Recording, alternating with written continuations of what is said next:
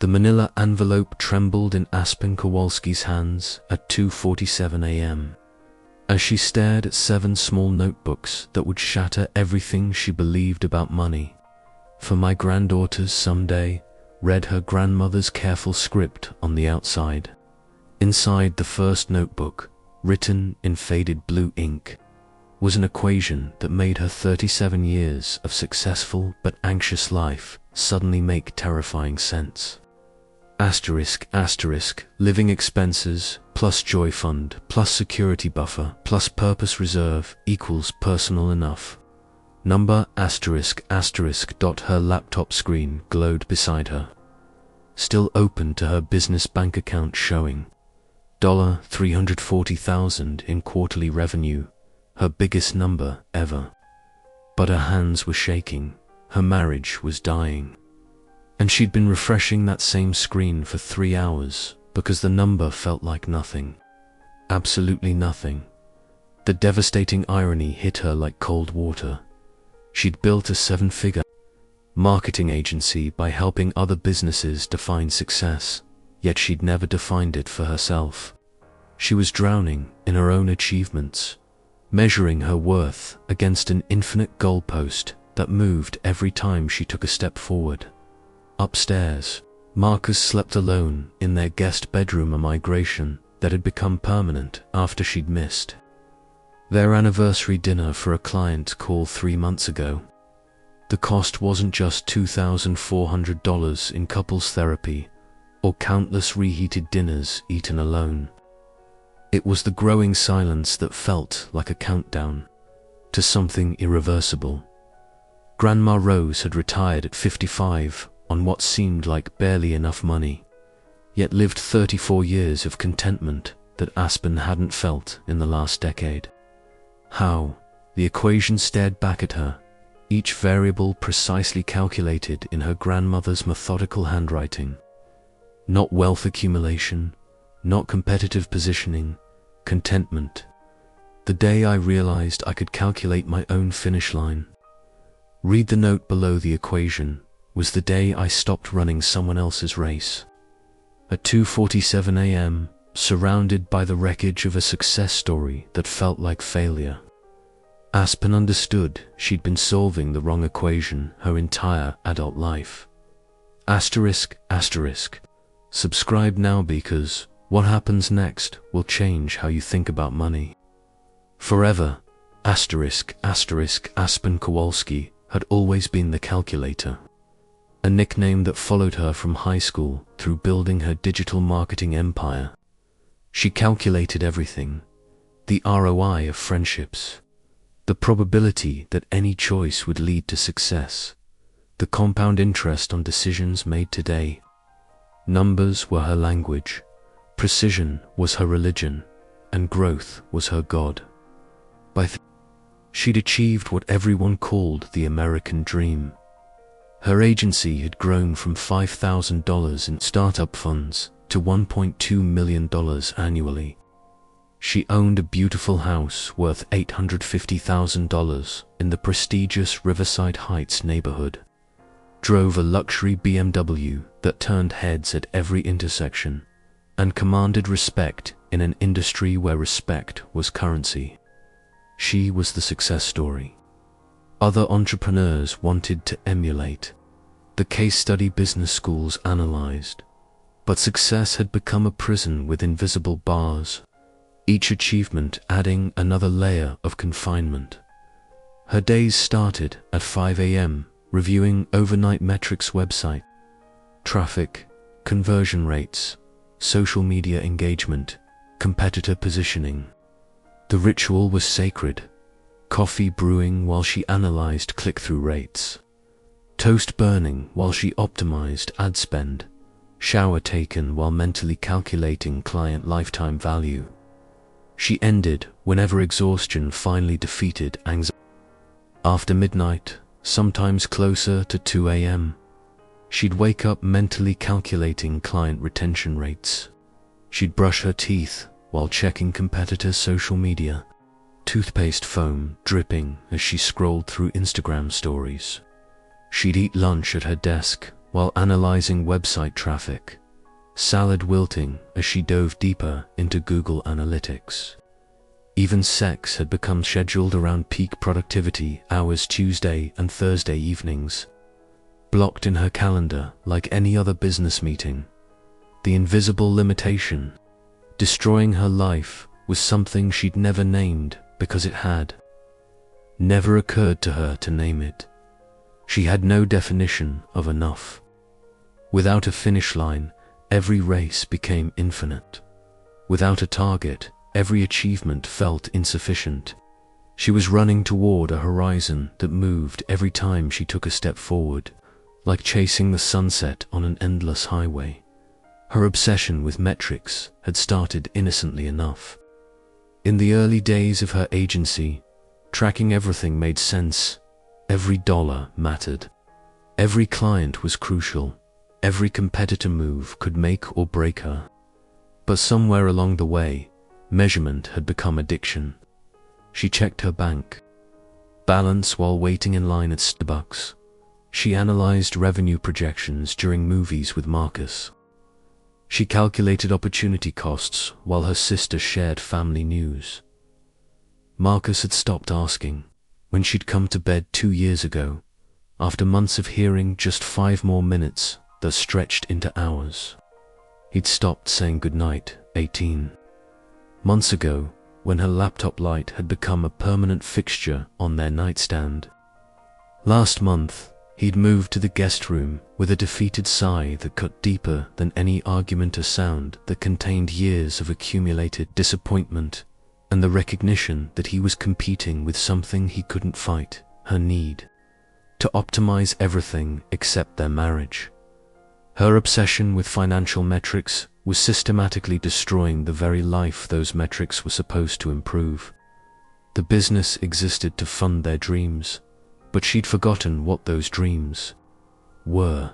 Success was supposed to buy freedom, but she'd never felt less free. Money was supposed to solve problems, but it had become the biggest problem of all. The ticking clock wasn't on any calendar. It was written in the increasing distance in Marcus's eyes during their increasingly rare conversations, in her growing panic attacks at 3 a.m. when the quiet house amplified her racing thoughts, in the Xanax prescription that had doubled in 6 months. Something had to change, but change felt impossible when the machine demanded constant feeding, when clients expected 24/7 availability, when competitors never slept. The notebooks in her hands contained a secret that would rewrite everything. Her grandmother hadn't been Porsche, been precise. Asterisk, asterisk. Ring the notification bell now, because you're about to discover the framework that transforms financial anxiety into unshakable peace. Asterisk, asterisk. The first notebook opened like a door to a different world. Its pages yellowed with age, but filled with clear, methodical handwriting that revealed a mind as analytical as Aspen's, but oriented toward completely different goals. Rose Kowalski, who'd worked as a seamstress at Montgomery Ward and married a factory worker at General Electric, had done something Aspen's MBA program never taught. She'd calculated her personal enough number with mathematical precision that would have impressed any Wall Street analyst. Living expenses, $28,000 annually. Housing, $12,000 mortgage, paid off early through strategic overpayments. Food, $6,000, home cooking, seasonal shopping, occasional dining out, transportation, $3,000, reliable used car, maintained meticulously utilities, $2,400, conservative usage, energy-efficient upgrades, clothing, $1,800, quality pieces, seasonal replacements, healthcare, $2,800, basic insurance plus dental and vision, asterisk, asterisk, joy fund, $8,000, travel, hobbies, gifts, asterisk, asterisk, annual vacation, $3,000, carefully planned. Maximum value, trips, hobbies, $2,000, watercolor supplies, gardening, books, gifts, $2,000, birthdays, holidays, spontaneous kindness, entertainment, $1,000, movies, concerts, dinners, with friends, asterisk, security buffer, $6,000, emergencies, medical asterisk, emergency fund, $4,000, 6 months of essential expenses, medical reserve, $2,000, unexpected healthcare costs, asterisk, purpose reserve, $5,000 charity, family support asterisk, church tithe, $2,500, 10% of income after taxes, family support, $1,500, helping children and grandchildren, community giving, $1,000, local causes, neighbors in need, asterisk, personal enough number, $47,000 annually, $1962, asterisk, but the genius wasn't in the math, it was in what came next. Page after page showed Rose defending this number like a sacred boundary, treating it not as a minimum to exceed, but as a target to hit with precision. When neighbors bought bigger houses during the post-war boom, she recalculated but held firm. When her husband wanted a boat after his promotion, she showed him how it didn't align with their enough equation, not because they couldn't afford it, but because it would require sacrificing something more important. When societal pressure demanded keeping up with the Joneses, she chose sufficiency over status. The reframe question hit Aspen like lightning, striking twice in the same spot. If I can calculate ROI for every business decision, if I can project cash flow scenarios 5 years into the future, if I can optimize conversion funnels to the 3rd decimal place, why have I never calculated my personal enough number? The demonstration was devastating in its simplicity. Her grandmother had lived 34 years of retirement, not in luxury, but in perfect alignment with her values. She'd traveled to all 48 states and later Alaska and Hawaii, painting watercolors of landscapes that still hung in family homes. She'd volunteered at the library every Tuesday for 20 years, reading to children who waited for her stories. She'd hosted Sunday dinners that filled her small house with laughter, conversation, and the kind of abundance that couldn't be measured in dollars. She'd died at 89, wealthy in every way that mattered, having spent exactly what she'd calculated she needed to live according to her deepest convictions.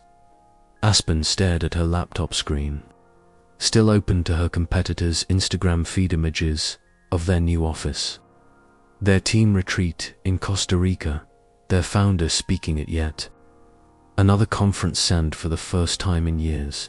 It looked absurd. She was measuring her worth against someone else's highlight reel, while completely ignoring her own definition of success. She was playing a game where the rules kept changing because she'd never stopped to write her own rulebook. The cognitive dissonance was immediate and brutal. Everything she'd been taught about financial success, from business school professors to industry mentors to the endless stream of entrepreneur podcasts, involved comparison, competition, and constant growth. More revenue, more clients, more recognition, more market share. The entire ecosystem rewarded endless expansion, infinite ambition, perpetual dissatisfaction with current achievements. But here was proof that someone had found a different way that led to decades of contentment rather than decades of anxiety. Her grandmother had achieved something that eluded most millionaires. She'd known when she had enough, and that knowledge had set her free. The old belief system, more is always better, enough is never enough, Financial success means beating others cracked like an egg hitting concrete. In that 2:47 a.m. kitchen, holding her grandmother's notebooks while her seven-figure business felt simultaneously too much and too little, Aspen realized she'd been trying to win a game without knowing the rules. The visual element was perfect for sharing, though she hadn't thought about social media in hours. 7 small notebooks, containing equations that had generated more peace than her seven-figure business had ever provided. Aspen's first attempt at calculating her personal enough number was a spectacular failure that revealed everything wrong with her approach to life, business, and the very concept of sufficiency. She attacked it like a consulting project for her most demanding client, creating elaborate spreadsheets with 47 expense categories, Monte Carlo simulations for market volatility, and projected inflation rates for 30 years. She researched healthcare costs, analyzed housing market trends in 17 cities, and calculated the compound interest on various investment scenarios.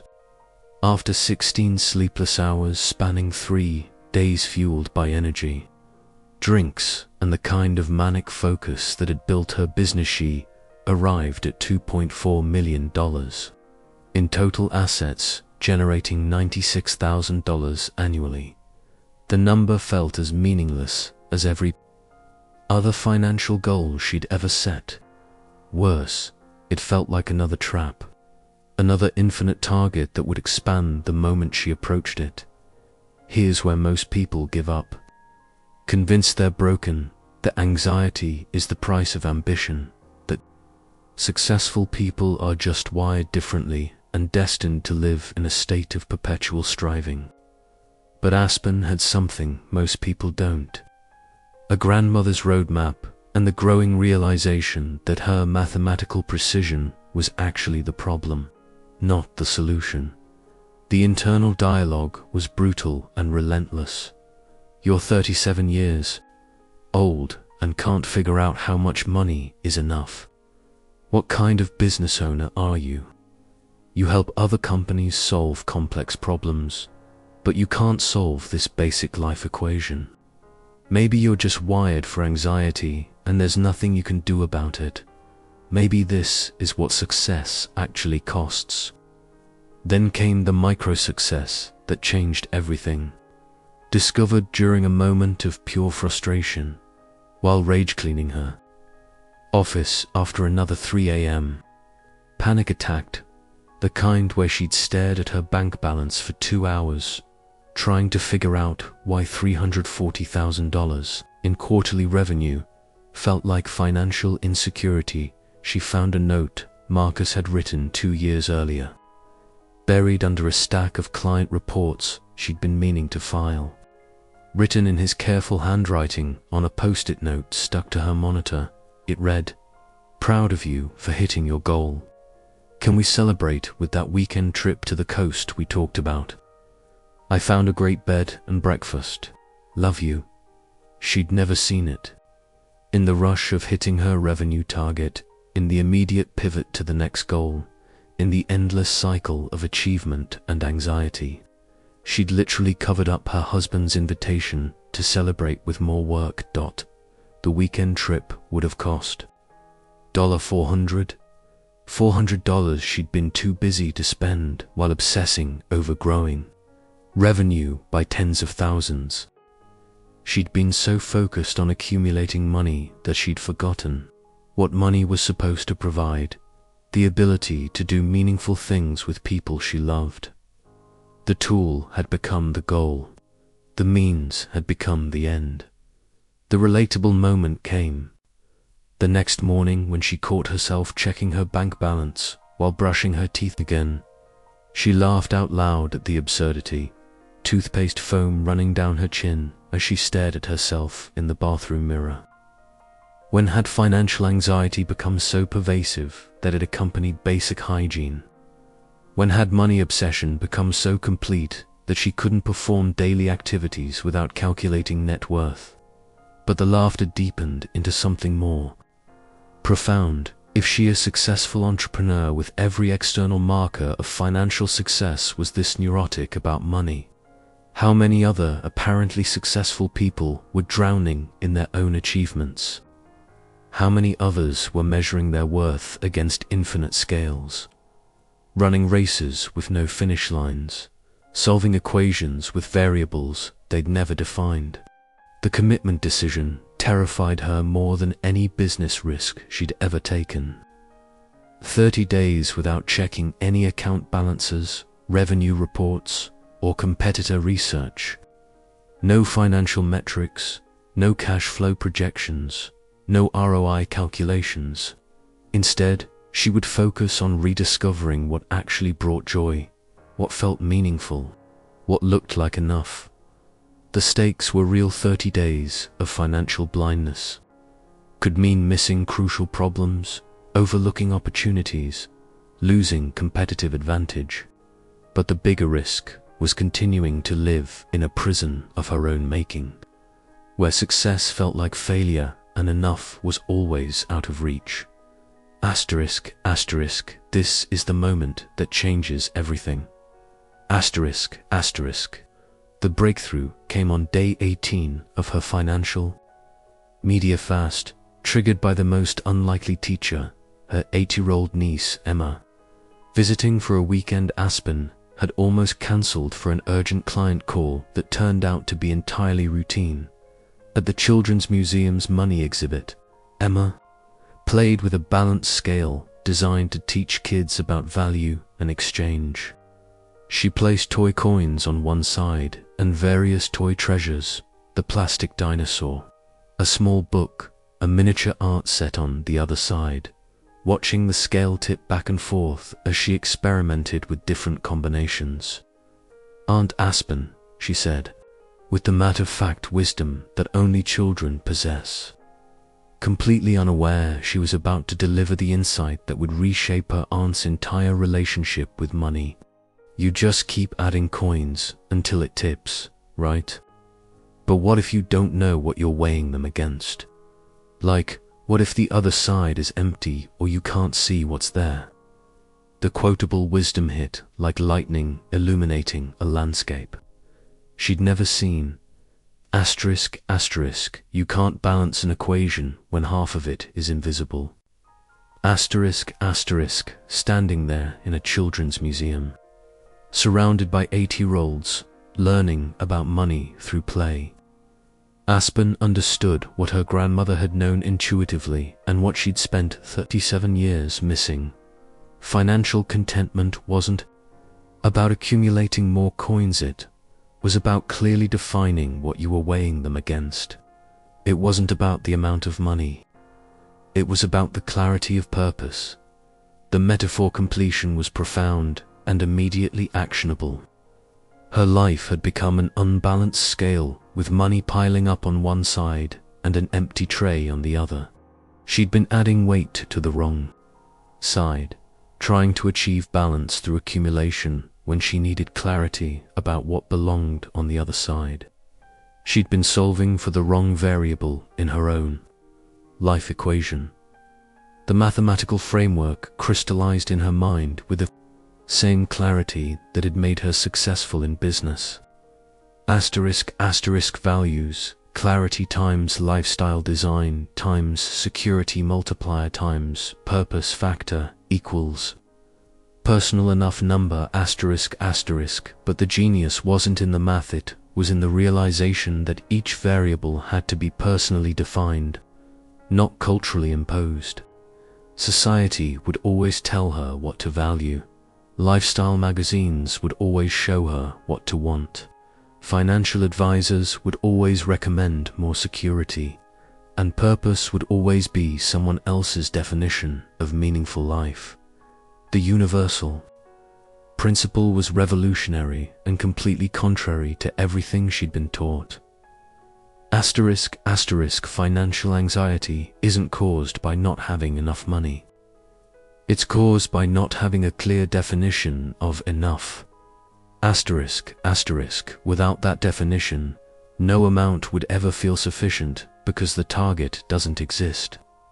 She'd been trying to hit a moving target in a fog, measuring success against a ruler with no numbers. The contrarian insight challenged the foundation of American capitalism.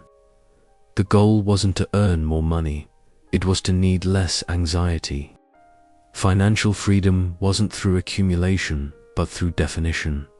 Wealth wasn't about having more than others. It was about having enough for yourself. The before and after clarity was stark and immediately implementable. Before, chasing an infinite goal defined by comparison to others, measuring success against external benchmarks, running a race with no finish line. After, working toward a finite goal defined by personal values, measuring progress against self-determined criteria, running toward her own finish line, standing in that children's museum, watching Emma balance toys with pure joy while other kids laughed and learned around them.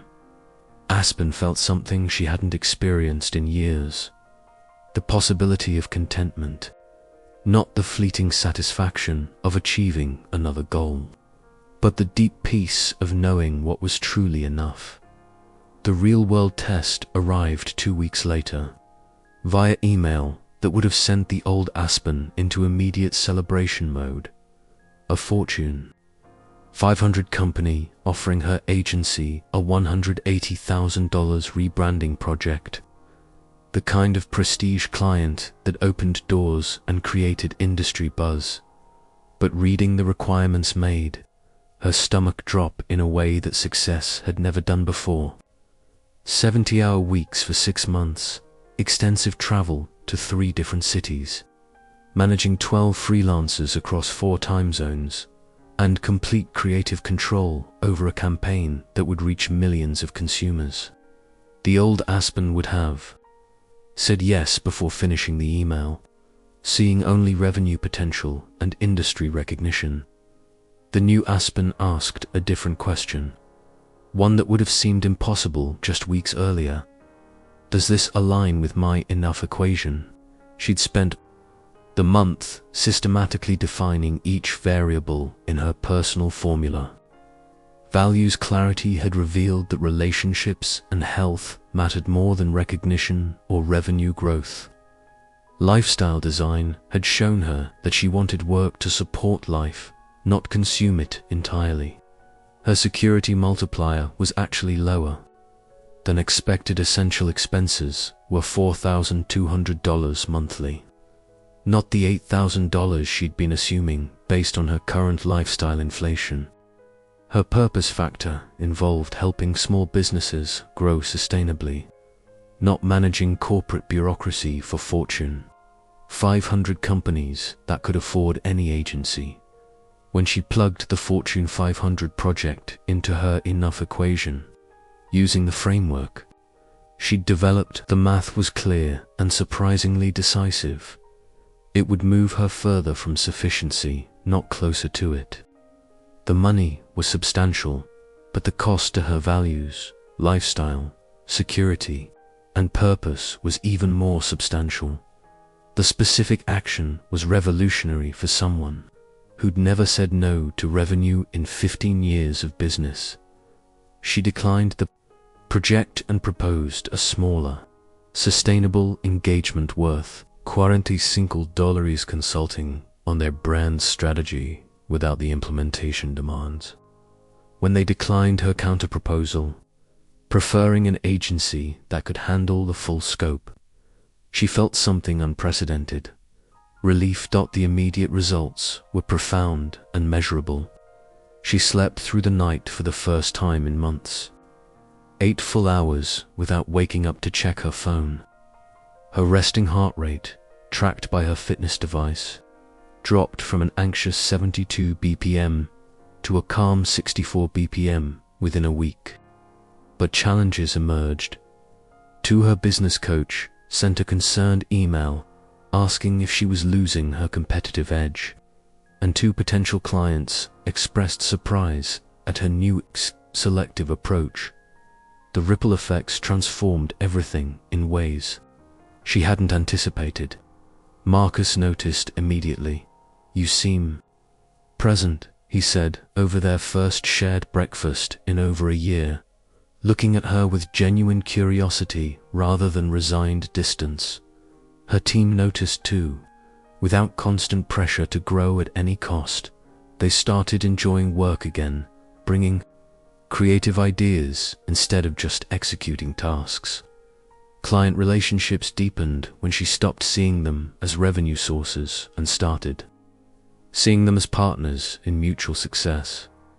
The measurement proof was concrete and impressive. Within 60 days, stress-related doctor visits dropped to 0 after averaging 2 per month for the previous year. Sleep quality improved 70% according to her fitness tracker. Relationship satisfaction with Marcus increased from 3 to 8 on their therapist's 10-point scale. Most remarkably, her anxiety medication dosage was reduced by half with her doctor's full support and monitoring. Secondary character validation came from unexpected sources that reinforced her decision. Her accountant, reviewing quarterly reports, said profit margins are 40% higher, even though gross revenue is lower. Whatever you're doing from a business perspective, it's working. Marcus's observation carried even more weight. "I haven't seen you actually happy in years, but you seem satisfied, like you're finally living instead of just achieving." ****, comment below with your own enough equation what variables matter most in your life. ****, the sustainability test came when 3 more large projects presented themselves over the following months, each offering substantial revenue but requiring compromises to her newly defined enough equation. Each time, Aspen applied her framework, accepting aligned opportunities and declining misaligned ones, regardless of financial size. The pattern held consistently. Alignment led to satisfaction and sustainable growth, while misalignment led to anxiety and unsustainable demands. Even when misaligned opportunities were more lucrative in the short term, her enough equation wasn't just a calculation. It had become a decision-making framework that transformed every choice from anxious guessing into confident evaluation based on clearly defined criteria. 6 months later, Aspen stood in the same kitchen where she'd discovered her grandmother's secret. But everything was different in ways both subtle and profound. The recipe box sat in its usual spot on the counter, now accompanied by her own enough equations, journaler leather-bound notebook already filled with insights, recalculations as life evolved, and frameworks for decisions, both large and small. Morning light streamed through windows she'd forgotten to notice during her anxious years, revealing a space that felt like home again rather than just a pit stop between work sessions.